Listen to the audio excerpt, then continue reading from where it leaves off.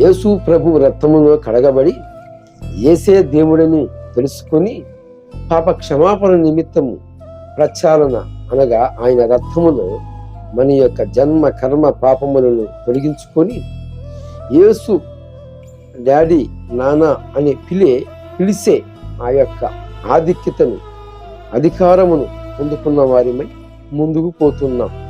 అయితే యేసు ప్రభు రక్తము ఎప్పటి వరకు సాలింది అంటే ఇప్పటికిని రేపటికిని మరనాడుకిని రాబో కాలానికి కూడా చాలింది.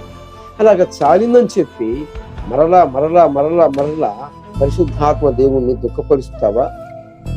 దుఃఖపరుస్తూనే ఉంటావా? ఈ యొక్క దినచర్యలో స్పష్టంగా చూసుకోవాలి,